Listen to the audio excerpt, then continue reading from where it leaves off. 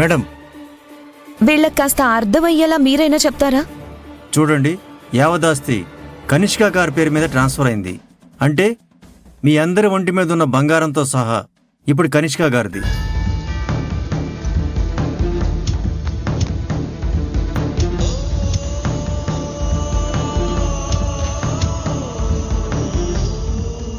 మీ ఒంటి మీద ఉన్న నగలు అప్పగించకుండా మీరు అడుగు బయట పెడితే మీరు ఇంటి నుండి ఆ బంగారం దొంగతనం చేసుకుని వెళ్ళినట్టు అవుతుంది. దాని మీద ప్రత్యేకంగా కేసు పెట్టాల్సి వస్తుంది.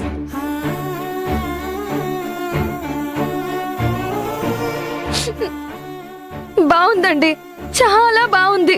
ఉన్నదంతా లాగేసుకున్నారు. ఇప్పుడు ఒంటి మీద ఉన్న నగలు కూడా లాగేసుకుంటారా? చిన్న పిల్లల్లాగా మాట్లాడకు లలిత. మీరా నగలు తీసివ్వకపోతే మా వాళ్లతో మీకు బుద్ధి చెప్పి మరీ లాక్కోవాల్సి వస్తుంది. రేయ్,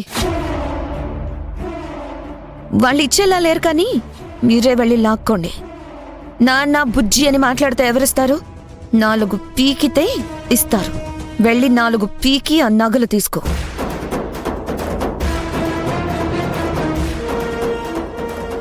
ఏయ్, ఆగు.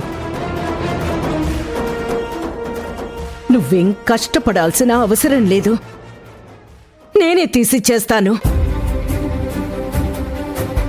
కళ్ళలో కొలువై ఉండి స్వప్నమీ వేళ కమ్మని కబురే పంపింది.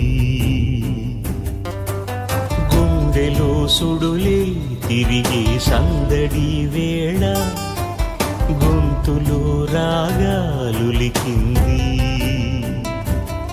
చూలాలిగా మీ అమ్మని, పొత్తిళ్లలో నీ జన్మని, చూడాలనుంటే రమ్మని నోరార పిలిచింది. రారా కన్నా అంటున్నా మమకారమే మా అమ్మ పుట్టిల్లు. ఇప్పుడు మీ అవతారాలు చూసుకోండి. ఇకపై మీరు బ్రతకబోయే ఒక దరిద్రమైన బ్రతుకుని ఒక్కసారి తలుచుకోండి.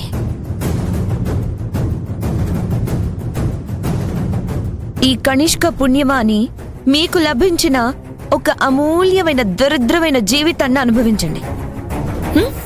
వెళ్ళండి.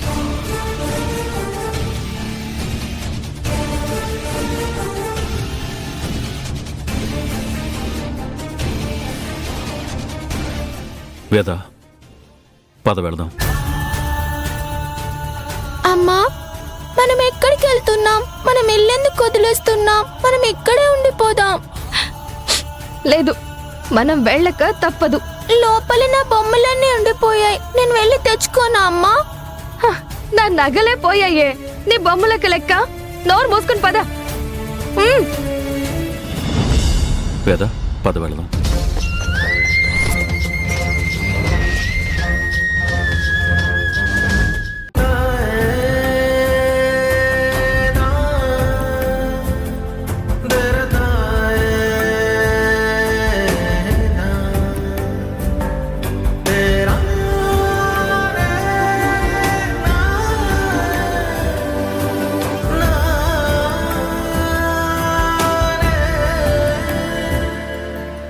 అల్లర్లు ఆటలు అభిమానాలు అలకలు ఏనాడు మరిచిపోయిన నవ్వులు కన్ను తడిపే జ్ఞాపకాలు వరస కలిపే పిలుపులు అన్ని పండుగలు ఇవాళే వచ్చే కాబోలు. ఇదిగో ఇప్పుడే విరిసిల్దిలా కనువిందుగా బంధాల పొదరిల్లు.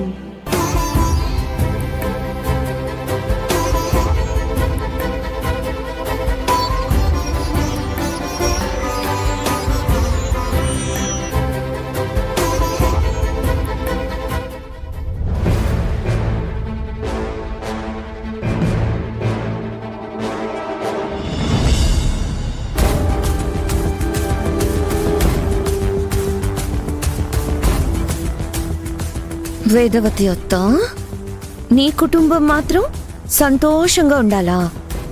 మా కుటుంబం మాత్రం ఏడుస్తూ బ్రతకాలా? ఇన్నాళ్ళు ఆస్తిని అనుభవిస్తూ రాజభోగాల్లో తేలిపోయా. కనీసం మా బ్రతుకులు ఏమైపోయాయో కూడా మీరు ఆలోచించలేదు. ఆఖరికి రాహుల్ని పెళ్లి చేసుకుందామని వచ్చిన నా అక్క కేతనని కూడా మెడపట్టుకుని గెంటేశారు.